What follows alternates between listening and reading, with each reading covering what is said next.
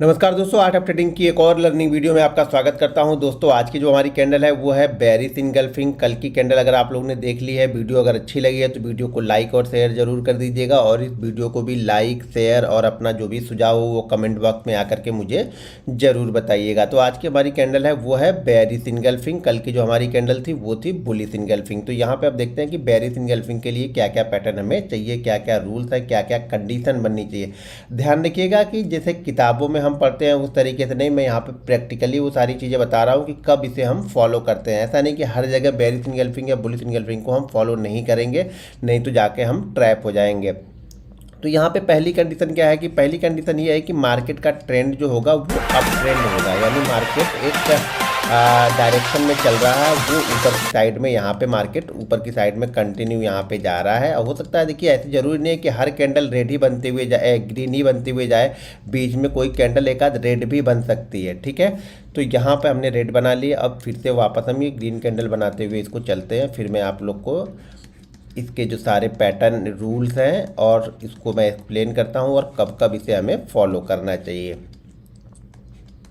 अब यहाँ पे एक ट्रेंडिंग मार्केट था, मार्केट कंटिन्यू यहाँ पे ऊपर की साइड में निकलता हुआ चला गया और उसके ऊपर जाके यहाँ पे एक कैंडल बनती है, उसको हम बोलते हैं, देखिए कैंडल स्टिक। सबसे पहली चीज़ ध्यान रखिएगा, ये डबल कैंडल स्टिक बता रहा हूँ, यानी दो कैंडल मिला के बनती है। तो ये जो दोनों कैंडल मिलके हो गई, तो ये दोनों कैंडल मिलके इसका नाम है बेरिश इनगल्फिंग। तो बेरिश इनगल्फिंग में पहली चीज़ क्या होगी कि मार्केट एक ट्रेंड यानी अप ट्रेंड में चलेगा। अप ट्रेंड में जाने के बाद ऊपर की साइड की जो ग्रीन वाली कैंडल बनेगी, और ग्रीन कैंडल जो बनेगी उसके बाद जो रेड कैंडल बनेगी वो बड़ी बेरिश कैंडल यहाँ पे बनेगी, जो कि ग्रीन कैंडल को पूरी तरह से कवर कर लेगी। अब जैसे ये रेड कैंडल बनी है तो इस रेड कैंडल ने ग्रीन कैंडल को पूरी तरह से कवर कर लिया है, यानी इनगल्फ कर लिया है, तो इसलिए इसका नाम बेरिश इनगल्फिंग है।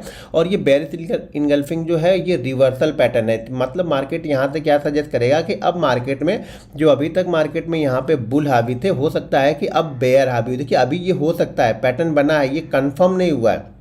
ये ध्यान रखिएगा, हमेशा कंफर्म होने के बाद हम ट्रेड करते हैं, सिर्फ बन जाने पे हम ट्रेड नहीं करने हैं, बनने के बाद इसको कंफर्म करना पड़ता है। जब कंफर्म हो जाएगा तब हम इसको ट्रेड करते हैं और तब जाके आपको पैसा मिलेगा। ध्यान रखिएगा, ये एक ट्रेंड बहुत अच्छा, जितना अच्छा ट्रेंड, देखिए जल्दीबाजी में मत ढूंढिए, सिर्फ काउंट करके मत ढूंढिए। आप ये देखिए कि कितना स्ट्रांग ट्रेंड गया है, जितना स्ट्रांग ट्रेंड गया होगा उतना ही स्ट्रांग उसका रिवर्सल भी आएगा। दो चीज़ें मैं कंटिन्यू बता दूं, जब कोई न्यूज़ हो और उस जगह पे ये बनती हुई दिखे तो उसको इग्नोर कीजिए। मान लीजिए कोई अच्छी न्यूज़ हो, मार्केट इंट्राडे में चल रहा है और इंट्राडे में जाके यहाँ पे बन गया, तो इसको इग्नोर कीजिए। ध्यान रखिएगा, जब कोई अच्छी न्यूज़ हो या अच्छा सेंटिमेंट होगा तो ये वर्क नहीं करेगी। मैं कंटिन्यू बार बार, लास्ट वीडियो में मैंने बताया था कि बुलिश इनगल्फिंग किस जगह पे वर्क नहीं करेगी। तो मार्केट में अगर कोई सेंटिमेंट बहुत अच्छा है और ये यहाँ पे बन रहा है तो ये वर्क नहीं करेगी। सबसे अच्छी जगह पे ये, मान लीजिए अगर हमने बैंक निफ्टी हमने ट्रेड किया है, तो मान लीजिए हम बैंक निफ्टी ट्रेड करते हैं और बैंक निफ्टी में सबसे अच्छी जगह पे ये कहाँ पे वर्क करेगी। अब ये देखिए मार्केट, जैसे बैंक निफ्टी का जो होता है 40,000, अभी मान लीजिए कि 40,000, फिर 40,500, 40,600, 40,000 नहीं, 41,000, फिर यहाँ पे हम 41,500, या फिर यहाँ पे 39,500। तो इस जगह के पास में जब भी पहुंचेंगे, यानी इस जगह के आसपास हम जब भी पहुंचेंगे, मान लीजिए 400 से लेकर के 600 के बीच में कभी जब भी पहुंचे और एक अच्छे ट्रेंड के बाद पहुंचे, मान लीजिए कि मार्केट बैंक निफ्टी यहाँ से स्टार्ट करता है, ये जो लेवल है वो लेवल है 40,000, ठीक है, और 40,000 के लेवल से ये कंटिन्यू स्टार्ट करता है, 40,000 के लेवल से पहुँच गया ये 40,250, ठीक है, 40,250। तो इस जगह पे वो उतना अच्छा वर्क नहीं करेगा। कहाँ पे अच्छा वर्क करेगा, या तो यहाँ पे कोई पहले से ही रजिस्टेंस हो, जैसे कोई पैरेलल लाइन का रजिस्टेंस इसी के आसपास मिल गया, जरूर नहीं किसी जगह पे मिले, थोड़ी दूर होगा या थोड़ा सा पहले, थोड़ा सा क्रॉस करके भी जा सकता है, या फिर हो सकता है कि कोई ट्रेंड लाइन का रजिस्टेंस, जैसे हम ट्रेंड लाइन देखते हैं, ट्रेंड लाइन का रजिस्टेंस उसी जगह पे आ रहा हो, तो ये बहुत अच्छा वर्क करेगा। लेकिन अब मान लीजिए कि 40,200 से 40,200 से जा रहा, और 40,000 से 200 जाते जाते ये 40,450 के आसपास पहुंच गया, या 40,500 पहुंच गया, हो सकता है 40,500 पहुंच जाए, हो सकता है 40,550 पहुंच जाए, और उस जगह पे अगर ये बनेगा तो ये बहुत अच्छा वर्क करता है। देखिए राउंड फिगर के आसपास जो 500 वाला राउंड फिगर होगा ना, उस जगह के आसपास पहुंचेगा तो ये बहुत अच्छा वर्क करेगा। ये ध्यान रखिएगा कहाँ पे वर्क अच्छा करेगा, मैं वो बता रहा हूँ। कंडीशन देखिए, जब बेस्ट बनता है ना, जब सेटअप आपका बेस्ट बनता है तब हम ट्रेड करते हैं। सिर्फ सेटअप बनने से ट्रेड करने वाले लोगों में से हो तो पैसा नहीं बनेगा। सेटअप को बेस्ट जगह पे जाके बनने दो, तब उस पर इंप्लीमेंट करो तो पैसा बनेगा। बनेगा। भले ये महीने में आपको 5 दिन बने, 4 दिन बने, 10 दिन बने, या हो सके कि 4 दिन 5 दिन बाद इंट्राडे में किसी एक दिन बने। तो इसी तरह से हमारे पास कई सारी कैंडल हैं, तो कुछ ना कुछ कहीं ना कहीं पे बनता रहता है। लेकिन ये जरूर ध्यान रखना है कि कहाँ पे वर्क अच्छी तरीके से करेगा और कहाँ पे वर्क नहीं करेगा, ये सब सारी चीज़ें ध्यान रखो। अगर 200-300 के पास कोई पैरेलल लाइन का रजिस्टेंस है, कोई ट्रेंड लाइन का रजिस्टेंस है, कोई मूविंग एवरेज का रजिस्टेंस है, तो वहाँ पर भी वर्क करेगा। लेकिन इन जगहों पर बहुत अच्छा वर्क करेगा। यहाँ पर रिवर्सल बहुत अच्छी तरीके से मिलता है अगर हम बैंक निफ्टी को ट्रेड कर रहे हैं। तो अगर हम ये स्टॉक्स ट्रेड कर रहे हैं, ठीक है, अगर ये स्टॉक्स है, हम स्टॉक को ट्रेड कर रहे हैं, तो स्टॉक्स में भी ध्यान रखिएगा। अगर 500 वाला स्टॉक्स है तो 500, 550, 600, 650, 1000 वाला स्टॉक्स है तो 1000, 1100, 1200, 1300 ऐसी जगहों पे अच्छा वर्क करेगा। या फिर कोई सपोर्ट, कोई रजिस्टेंस इसको ऊपर की साइड में ट्रेंड लाइन का मिला, कोई मूविंग एवरेज का मिला, कोई इंडिकेटर आप यूज़ करते हो उसका रजिस्टेंस वहाँ पर मिल गया, तब वो ये अच्छी तरीके से वहाँ पर वर्क करेगा। देखिए कल वाली वीडियो में बहुत सारे लोग पूछ रहे थे कि ये कैंडल कितने मिनट की रहेगी। देखिए कैंडल मैं 5 मिनट ही यूज़ करता हूँ, तो मैं 5 मिनट पे ही सारी चीज़ें बता रहा हूँ, ठीक है। 5 मिनट पे और डेली पे मैं आप लोग को बता रहा हूँ कि ये मान के चलिएगा कि अगर ये 5 मिनट का है और बैंक निफ्टी हम ट्रेड कर रहे हैं, ये 5 मिनट का है, तो ऊपर जाने के लिए देखिए कल की वीडियो में मैंने कुछ बताया था बुलिश एंगल्फिंग के लिए, बेरिश एंगल्फिंग के लिए चीज़ें अलग रहेंगी, ये ध्यान रखिएगा। हर चीज़, हर कैंडल पे कुछ ना कुछ चेंज है, तो ये आपको ध्यान में रखना है। मान लीजिए अगर बैंक निफ्टी का ये ट्रेंड चल रहा है, ग्रीन कैंडल यहाँ पे बनती हुई जा रही, तो कम से कम ग्रीन कैंडल 8 होनी चाहिए। अब 8 ग्रीन कैंडल का मतलब ये नहीं हो रहा कि ये पूरी 8 ग्रीन हो। मान लीजिए यहाँ से स्टार्ट किया हमने 1 2 3 4 5 6 7 8, यहाँ 8 बन गई। हो सकता है इस 8 में बीच में 2 रेड हो, चलेगा, लेकिन ट्रेंड मोमेंटम क्या है, मोमेंटम इसका अपसाइड का बना हुआ है। तो 8 ग्रीन कैंडल बनने के बाद में ये फिर कैंडल बने, बेरिश एंगल्फिंग कैंडल यहाँ पे डेवलप हो, उसके बाद हम इसको ट्रेड करेंगे। बेरिश एंगल्फिंग ट्रेड करने के लिए जब ये कैंडल बन जाए, हाँ, तो ये सेकंड कैंडल है, ग्रीन कैंडल है ना, इसके नीचे आएगा तो हमारा यहाँ पे एंट्री होगा। एंट्री हमारा कहाँ पे होगा, ये सेकंड कैंडल जब आएगा तब। ध्यान रखिएगा इसमें 8 कैंडल कम से कम बननी चाहिए, ग्रीन कैंडल 8 कैंडल बननी चाहिए, तब हम फॉलो करेंगे। देखिए जो बेरिश में है ना, थोड़ा सा मोमेंटम कम भी होता है ना, तो जब रिवर्सल आता है अप ट्रेंड मार्केट में तो अच्छा मिल जाता है। लेकिन बुलिश में रिवर्सल आने के लिए और अच्छा ट्रेंड चाहिए होगा। मैं बोल रहा हूँ जितना अच्छा ट्रेंड होगा, जितना ये 10 की जगह 12 बन गई, 15 बन गई, और उसके बाद किसी रेजिस्टेंस के आसपास जाके ये बेरिश एंगल्फिंग बनती है, तो बहुत अच्छा वर्क करेगी। तो यहाँ पे हमने एंट्री लिया, और एंट्री के बाद जैसे हमने बुलिश एंगल्फिंग में क्या बताया था बैंक निफ्टी में, कि आप ये मान के चलना कि बुलिश एंगल्फिंग में बैंक निफ्टी बनेगा तो 0.33, यहाँ पे आप जो ये रिवर्सल गया है ना, उस रिवर्सल का लगभग 40% ये यहाँ पे आपका पहला टारगेट रहेगा। पहला टारगेट इस रिवर्सल का 40%। मान लीजिए बैंक निफ्टी यहां से अगर 300 पॉइंट ऊपर गया है, तो पहला टारगेट मेरा यहां पे जो रहेगा वो टारगेट रहेगा लगभग 150, 120, 130 के आसपास का मेरा ये टारगेट यहां पे रहेगा, अगर बैंक निफ्टी यहां से 300 पॉइंट का रिवर्सल गया हुआ तो।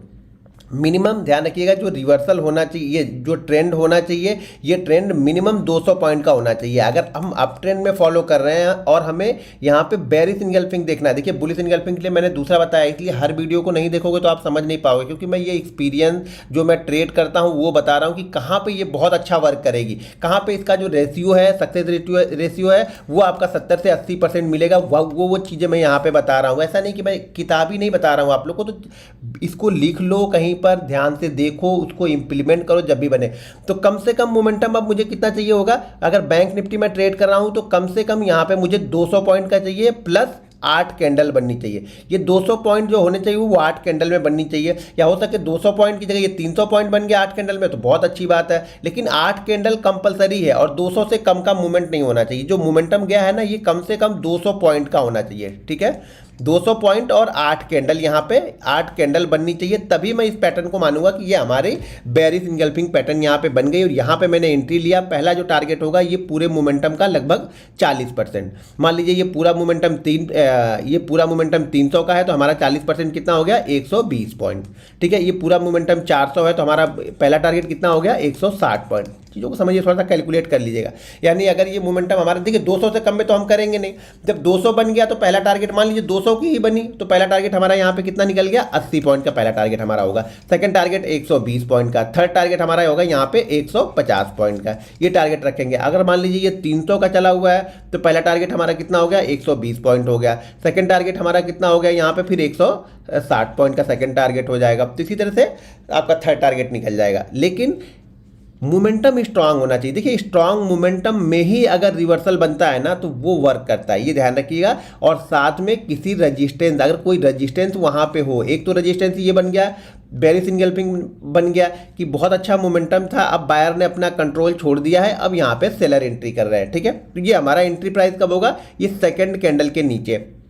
अब मान लीजिए यहाँ पर भी सेकंड कैंडल ने आपको एंट्री नहीं दी, थर्ड कैंडल ने आपको एंट्री नहीं दी, तो वो ज़्यादा से ज़्यादा वापस क्या करेंगे, यहाँ पर भी हम 4 कैंडल तक वेट करेंगे। यानी इसके बाद सिर्फ हम 3 कैंडल, अगर आप बेरिश इंगल्फिंग को कंसीडर कर ले रहे हैं, रेड कैंडल को, इस बड़ी वाली रेड कैंडल को कंसीडर कर रहे हैं, तो ज़्यादा से ज़्यादा हम 4 कैंडल, यानी बेरिश इंगल्फिंग बनने के बाद सिर्फ 3 कैंडल हम देख रहे हैं कि 3 कैंडल के अंदर में ही हमें यहाँ पे एंट्री मिल जानी चाहिए। क्यों?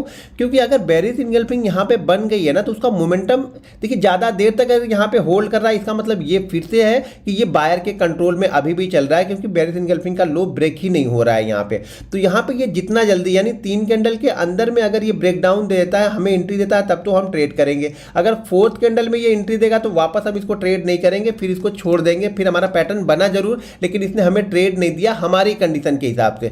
हमारी कंडीशन क्या है कि कम से कम 3 कैंडल के अंदर में ब्रेक डाउन हो जाए। कोई भी कैंडल ने अगर इसका हाई ब्रेक कर दिया, मान लीजिए ये हाई ब्रेक करने के बाद आके यहाँ पे सेकंड कैंडल मान लीजिए ब्रेक डाउन करती है, तो भी हम एंट्री नहीं करते। ये कैंडल का सबसे हाई होना, सॉरी ये मोमेंटम का सबसे हाई ये रेड कैंडल होनी चाहिए।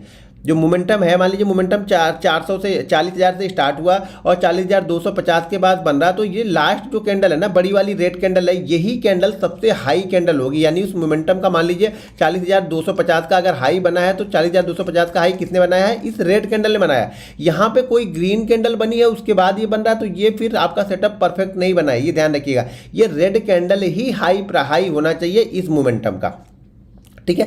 अगर ये स्टॉक्स है, ये स्टॉक्स है, तो हम क्या करेंगे, 9 कैंडल को फॉलो करेंगे। 9 कैंडल की कम से कम एक मोमेंटम 9 कैंडल का हमें मिलना चाहिए। अगर कोई स्टॉक देख रहे हैं, ये 5 मिनट का चार्ट पे देख, ये सारी चीज़ें मैं, ये समझिए कि मैं 5 मिनट के चार्ट पे बता रहा हूँ, क्योंकि मैं 5 मिनट फॉलो करता हूँ तो मैं 5 मिनट बता रहा हूँ। मैं 15 मिनट फॉलो ही नहीं करता हूँ ज़्यादातर, तो मैं 15 मिनट पर नहीं बता पाऊँगा, फिर आपको ढूंढना पड़ेगा, आपको अपनी रिसर्च करनी पड़ेगी, तभी आप जाकर ट्रेड करो। मैं 5 मिनट पर करता हूँ, तो इसलिए मैं 5 मिनट बता रहा हूँ।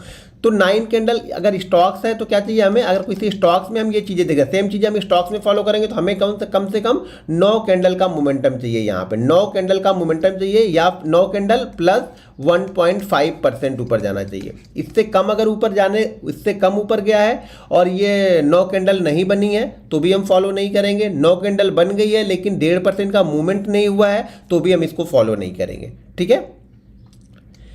अगर 1.5% गया है तो फिर रिवर्सल का पहला टारगेट इसका लगभग 0.75, ठीक है, 0.75% होगा। यानी आप मान के चलिए जो भी मोमेंटम हुआ है उसका 0.5% पहला टारगेट हमारा होगा स्टॉक्स में।